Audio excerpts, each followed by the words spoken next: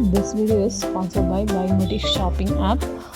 இதில் நிறைய products sales ஆகிட்டுருக்கு, நல்லாவும் இருக்குது, பெஸ்ட்டாகவும் இருக்குது. கீழே டிஸ்கிரிப்ஷனில் லிங்க் கொடுத்துருக்கேன், செக் பண்ணிக்கோங்க ஃப்ரெண்ட்ஸ்.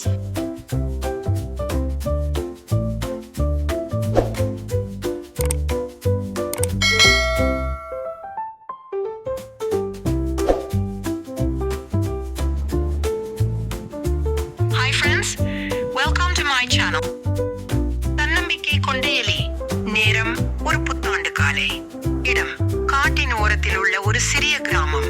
துவக்கம் காட்டின் ஓரத்தில் உள்ள ஒரு முள்ளங்கிழங்கு தோட்டத்தில் எலி குடும்பம் வசித்தது.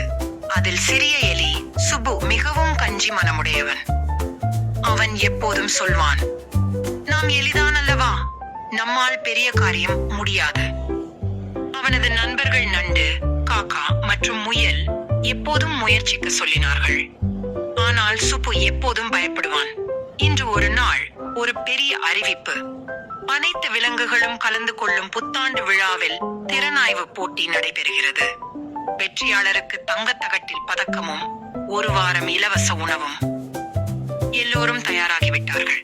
சுப்பும் உள்ளாரே, ஆனால் பயமாய் இருந்தது. நண்டு, சுப்பு, நீ ஓட விரைவாக வல்லவன், ஏன் ஒரு முயற்சி செய்யக்கூடாது? சுப்பு மஞ்சள் முகத்தில், நான் சிறியவன், பெரிய யானை புலி எல்லாம் இருக்கும், என் மேல் யாரும் கவனம் கூட வைக்க மாட்டார்கள்.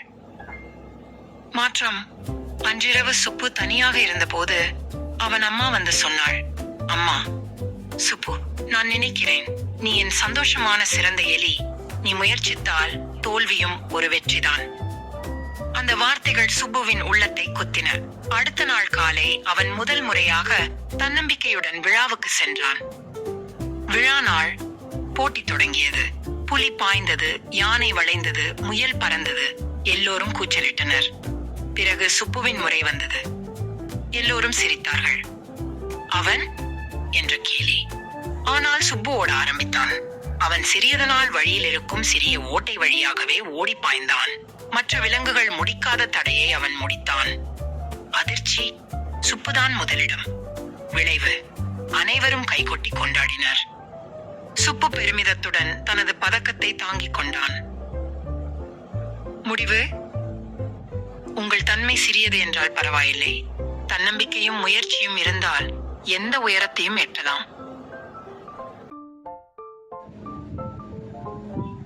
ஸ்டோரி பிடிச்ச லைக் பண்ணுங்க, ஷேர் பண்ணுங்க, சப்ஸ்கிரைப் பண்ணுங்க, காமெண்ட் பண்ணுங்க.